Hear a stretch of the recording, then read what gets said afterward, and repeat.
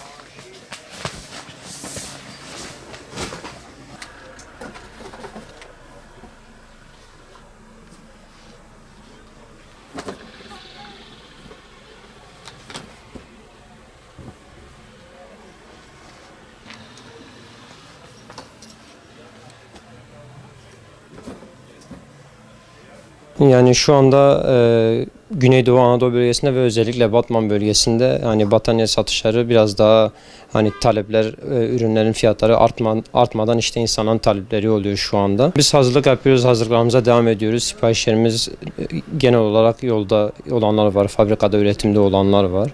Bu şekilde hani müşterilerimizin taleplerini hazır etmeye çalışıyoruz. Yazın sıcak geçmesine nazaran kışın da soğuk geçmesini düşünüyoruz. Hani insanlarımız da fiyatların yükselmeden işte ihtiyaçlarını karşılama talepleri var. Bu şekilde hani ihtiyaçlarını gidermeye çalışıyoruz inşallah. Batman aileler kalabalık olduğu için işte genel olarak çift kişilik battaniyeler daha çok rağbet görüyor. İşte her alan 2-3 tane almaya çalışıyor güçleri yettiğince. Şu anda tekli çiftli fiyatları 600 ile 800 bandında gidip geliyor. 600 lira tek kişilik, çift kişilik de 800 lira bandında.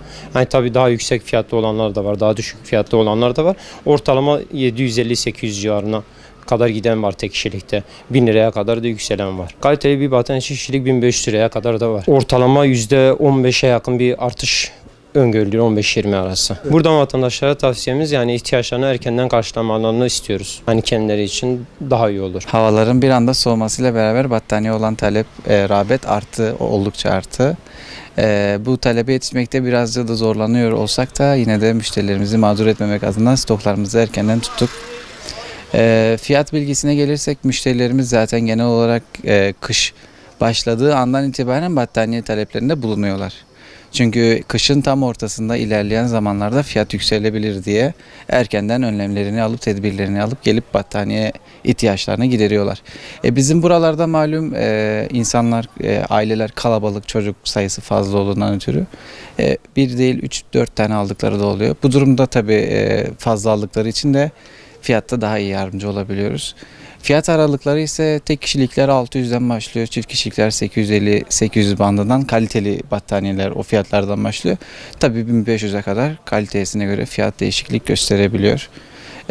Müşterilerimizden ricamız tabii yine kendi takdirlerine kalmış bir durum ama erkenden gelip battaniyelerini alırlarsa en azından ilerleyen dönemlerde fiyat artışlarından etkilenmemeleri adına şiddetle tavsiye ederiz. Çünkü bugün yarın ne olacağı belli olmaz. Dolar bazlı fiyatlar geliyor, ürünler geliyor. Enflasyona karşı da en azından şu an yaz fiyatları veriliyorken bu fırsattan, bu imkandan yararlanmasını istiyoruz biz de.